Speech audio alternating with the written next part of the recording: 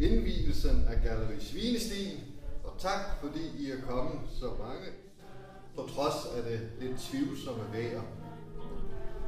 Galleri Svinestien, hvordan opstår sådan en tanke? Det er det lidt vanskeligt at gå rede for, hvor ideen er kommet fra, men for et halvt års tid siden sad Karen og Tyge og Inger og jeg og snakkede sammen. Det skulle sådan ikke undre mig, om det var over et glas rødvin. Og så siger den ene til den anden, skulle vi ikke lave det gamle Svinesti om til et kunstgalleri? Jamen det kan man da ikke. Nej, det kan man ikke, men nu gør vi det alligevel. Som sagt, så gjort, siger man. Vor Herre bevares, den der har formet det mundheld, ved vist ikke, hvor bøvlet det er at lave en gammel Svinesti om til et kunstgalleri. Så finder man ud af, at det egentlig er langt lettere sagt end gjort. Langt lettere. Man kunne fortælle om dengang Karen havde malet gulvet pænt hvidt, men næste morgen var der også en kattekilling, der spangulerede stolt omkring på gårdspladsen med flotte hvide poter. Den havde i nattens løb lavet sin helt egen gulvudsmykning i galleriet. Måske skulle vi have bevaret killingens poteaftryk, ligesom vi med pietet har bevaret de gamle svalereder derinde. Eller man kunne fortælle om problemet med belysningen, der har voldt os meget hovedbrud. Om dengang, da Tyge havde set et hammergodt tilbud på lysarmatur hos Harald Nyborg, og vi straks drog afsted og anskaffede grej og fik det installeret, og stemningen var høj, indtil der endelig blev trykket på kontakten, og galleriet blev indhyllet i et lyserødt rosafarvet lys, som gav rummet et umiskendeligt præg af et parisisk bordel fra 1890'erne. Men indimellem er der så også indtruffet små mirakler, som da vi endelig fik fat i noget andet belysning. I det tilfælde kom en elektriker tilfældigvis på besøg den dag, armaturer skulle installeres, og uden ham havde vi næppe haft Tyge med os i de levendes kreds i dag. Eller da vi kom i kontakt med en mærkelig mand, der havde et tørkloset til salg. Det er nu installeret her i en skurvogn, så for fremtiden råder ud med Heringe ikke blot over en landsbysauna, men også over et landsbylokum. I øvrigt forventer vi, at dette landsbylokum måske vil blive en væsentlig attraktion for de mange cyklister, der passerer Rudmevej, og at de så også vil søge tilfredsstillelse for en højere trang ved at besøge galleriet. Kort sagt, man må improvisere sig lidt frem. Men der kan vi jo så også finde trøst, når vi har gået og malet galleriet. Der har været fuskere for os. Hvis I ser på bjælken her, der bærer loftet, så kan man jo næsten høre det fortvivlede råb. Hvem i helvede har målt den tømmerstok op, og så har man i hast fået sat den her klods på, der jo egentlig bærer hele taget, hvad der nok vil interessere angstneurotikere for at vide. Så vi har fulgt i andre fuskers fodspor, og så er vi blevet færdige med det her galleri.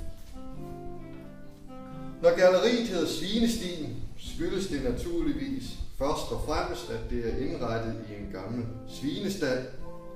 Det klinger også godt sammen med foderstoffen. Nu har vi både Svinestien og foderstoffen her på egnen. Men navnet skulle også stå i en vis kontrast til andre gallerier, der typisk hedder Galleri Bellefleur eller Galleri Excellent Art og den slags. Det her, Det er altså Galleri Svinestien, og navnet skulle gerne få folk til at tænke, her kan jeg da vist også være med.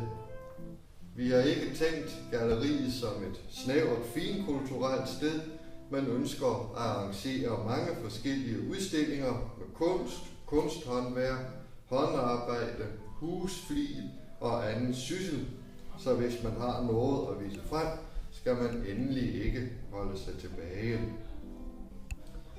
Endelig er Galleri Svinestien først og fremmest tænkt som et sted, der skal afspejle og inspirere det lokale liv på Midtfyn. Dels fordi det nu engang er her, vi bor, og dels fordi vi mener, at der her er et særligt kulturmiljø med udspring i den grundtviske bevægelse, som slog så kraftigt igennem her på egnen for 150 år siden. Det er denne bevægelse, som Galleri Svinestien i al beskedenhed ønsker at knytte sig til. Menneske først og kristen så, lyder det jo hos Grundtvig. Den plakat, som Tove Marie så smukt har tegnet til galleriet, bærer tilsvarende som logo en gris udstyret med vinger. Svin først og engel så. Ja, det er måske at udvide Grundtvigs udtryk lidt voldsomt, men det er dog den samme rytme, der går igen. I den forbindelse er det så også planen, at Galleri Svinestien skal være ramme om andre arrangementer af folkelig og oplysende karakter. Absolut ikke for at konkurrere med de andre arrangementer, der bliver lavet af friskole og menighedsråd og andre gode kræfter. Tværtimod, det er nogle andre og mindre arrangementer, vi tænker på. Hvad det er, ved vi som end knap endnu. Men når vi har fundet ud af det, kan man få det at vide, hvis man skriver sin e-mailadresse op på den liste, der ligger inde i galleriet ved gæstebogen. Så vil man få tilsendt et nyhedsbrev, når der foregår noget nyt på galleriet. Desuden er der også tanken at oprette en hjemmeside eller en blog i forbindelse med galleriet. Her vil man finde oplysninger om, hvad der foregår på stedet, men også andre ting af lokal eller kulturhistorisk interesse. Betragtninger over verden og tilværelsen set fra udme og sådan noget. Galleri Svinestien er et åbent hus, hvor man frit kan gå ud og ind, hvis der ellers står et åbent skilt ved vejen. Der er intet særligt opsyn, ingen entré eller lignende, men vi håber så til gengæld, at galleriet netop som et åbent hus vil stå under brugernes beskyttelse.